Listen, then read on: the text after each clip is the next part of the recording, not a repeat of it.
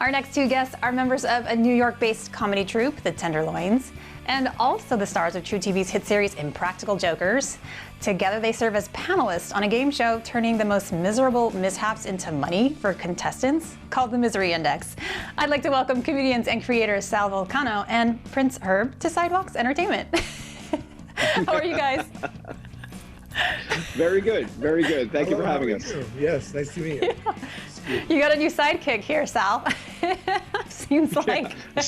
Sal is actually, we have transformed this season. We have transformed the artist formerly known as Sal Vulcano. He is now known as Prince Herb. Prince Herb, you want to say hello to Veronica, please? Yeah, this is, I lost in this new season 9 of Impractical Jokers, and they're changing my identity for the rest of the year. So in the credits, in press, on television, even when I do stand-up comedy, I get called to the stage as Prince Herb. When I go get a coffee at Starbucks, they call me Prince Herb. They pierced my ears. Yep.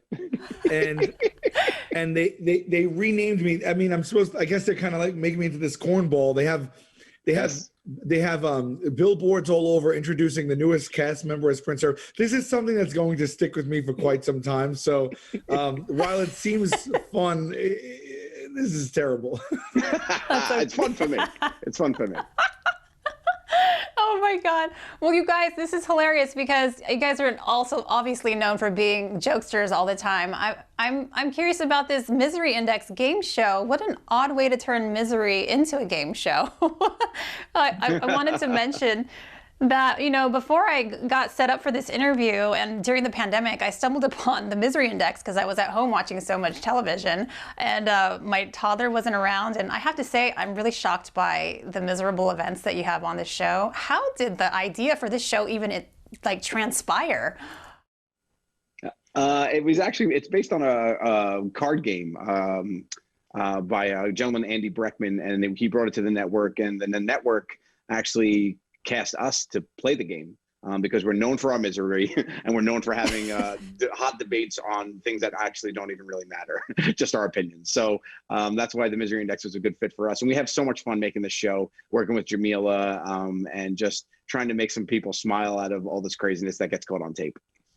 Oh my God. Well, first of all, I have to mention there's two particular misery videos that I saw on the show that one traumatized me because it was one where a home intruder broke into the house watching the homeowners sleep at night. Oh my God. Watch him sleep. That was the worst. That was the worst, I feel. And then the other one was I gasped, and this is kind of a pun intended, but the porta potties flying in the sky.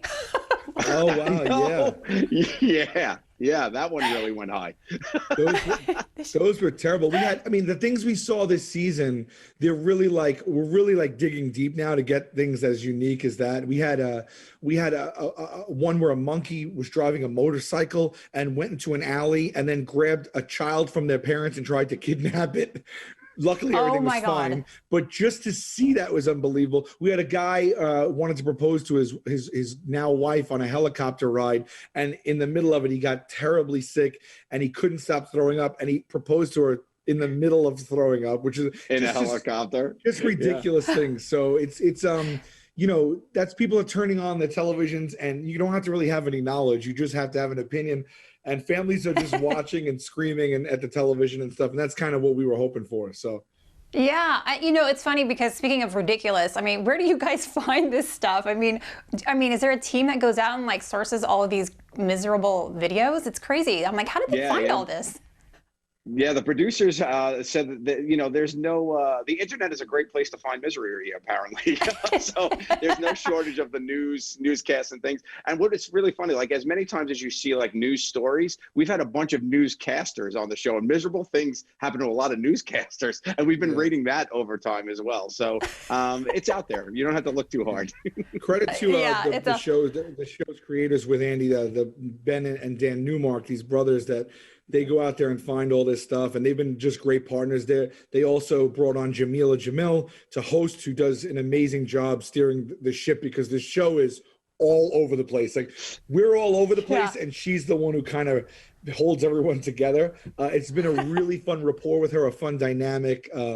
And this season's like just no different. We have celebrity guests this season's actually telling their real life miserable stories. And so we rate actual, stories from people. So it's fun. We're changing it up a bit.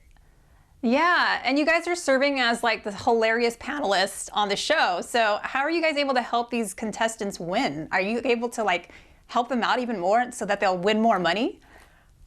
Well, that's the goal. Like we try to use our expertise for being. I mean, our life has been full of misery for the past decade with jokers, so we kind of know what we're talking about. Yeah, but we just work as consigliaries, trying to help them out and be a sounding board. But ultimately the decision is theirs. And we've had some great contestants this year. We've actually had really fun shows. We had two grandpas against each other. We had, for our Valentine's Day special, there was two exes that played against each other. So it was really fun. Oh my God. That is so cool. Well, really quick, switching gears, you guys, because the Misery Index, I'm sure, is already going to be a hit, because I can't believe I saw it and I was just like, oh my God, this show is actually kind of addicting. I watched the first few seconds, and I was like, okay, I got to keep watching this. What's going to happen? Oh, I love that. But yeah, it's really, it's miserably, I guess, miserably happy. Funny. Yeah. Misery loves company. Yeah, misery loves company for sure. But switching gears, I would love to kind of touch on your careers and kind of, you guys have been around for a while, and I'm curious, did you guys have an instant connection when forming your comedy troupe? Yeah, we met as freshmen in high school. We're the same age. We met in 1990, so we're friends 31 years, doing comedy together for 21 years. And now on the air for 11 years. It looks like every 10 years there's a big thing. Something big happens. Yeah.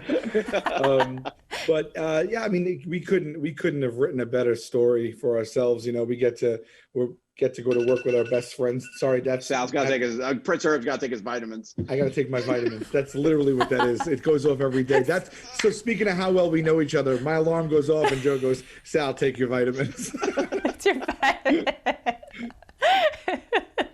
That's awesome.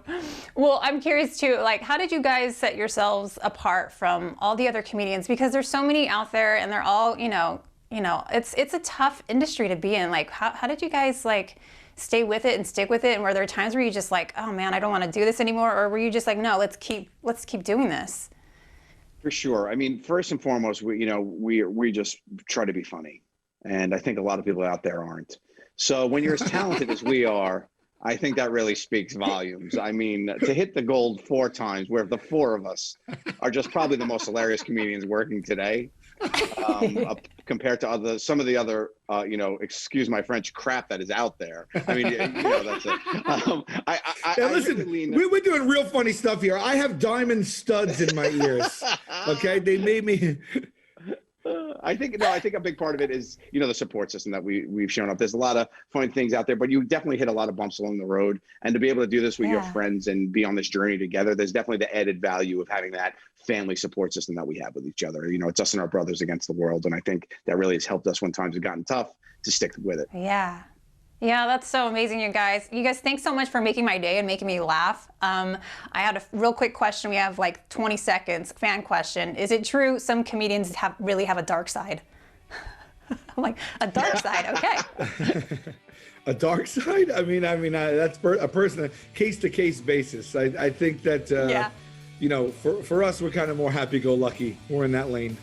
Yeah. Yeah, but I mean, gosh, I mean, you guys would have to be. Yeah. I wish I could see you guys right now in person. Soon enough. We'll be out there again. All right, thanks to our guests, Sal and Joe and Prince Herb. It was a little confusing with who was there. For joining us on Sidewalks. Make sure you catch the Misery Index on TVS. It's one show you won't want to miss. For more full-length celebrity interviews, visit sidewalkstv.com.